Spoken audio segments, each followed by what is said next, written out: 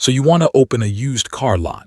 Maybe you've pictured it for a while, rows of clean, shiny cars lined up under string lights, a little office with a coffee pot always running, customers walking the lot on a Saturday afternoon, kicking tires, checking mileage, imagining themselves behind the wheel. It looks like an easy business. Buy cars low, sell them high, and pocket the difference. And on paper, it really does sound simple. Everybody needs a car.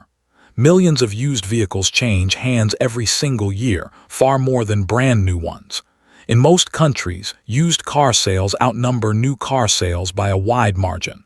A car isn't a luxury for most people, it's how they get to work, take their kids to school, get through daily life. So demand is basically guaranteed. So running a used car lot should be easy, right? Buy some cars, clean them up, park them out front, wait for customers to show up with cash. But that's almost never how it actually works. Because the moment you sign the lease on that lot, you haven't just opened a business, you've stepped into one of the most cutthroat, thin-margin industries out there. Drive down almost any commercial strip in any city and you'll pass dealership after dealership, big and small, sitting practically shoulder to shoulder. Some are single-location, family-run lots.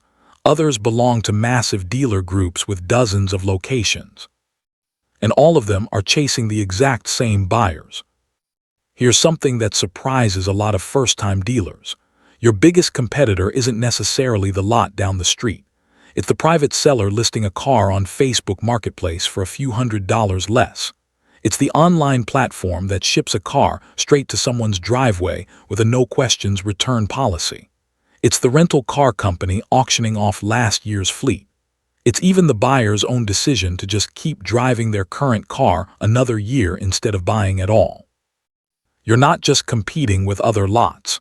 You're competing with every single way someone can get their hands on a set of wheels. So why do people still get into this business? Because when it's run well, a used car lot isn't just flipping vehicles.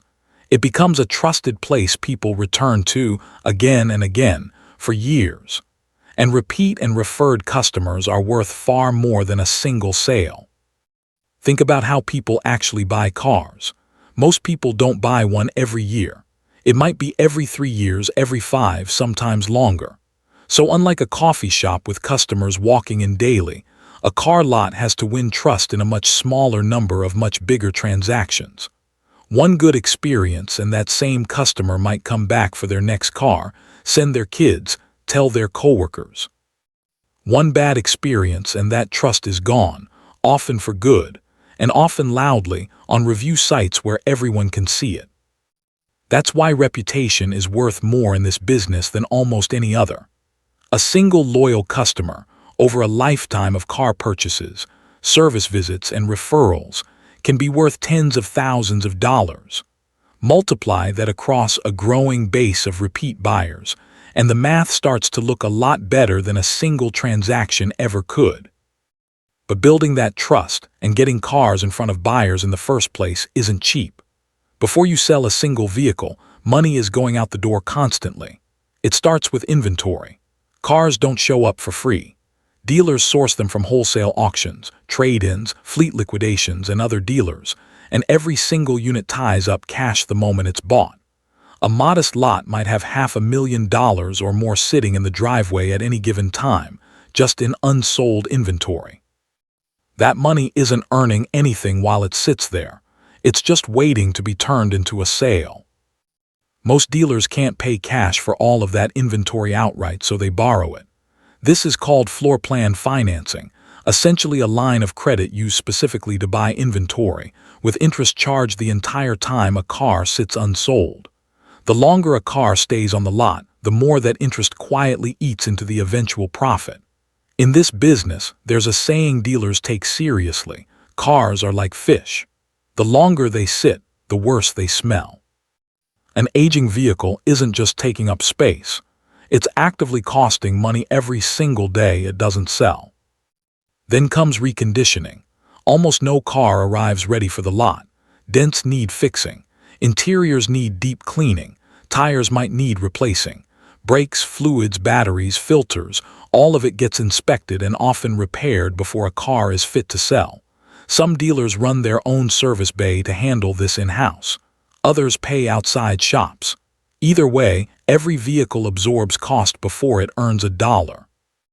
A car that looked like a bargain at auction can quietly turn into a thin-margin sale once reconditioning is factored in. Then there's the lot itself. Prime, high-traffic locations with good visibility from a busy road cost real money in rent or property taxes, and location matters just as much here as in any retail business. A great inventory on a lot nobody drives past won't sell itself.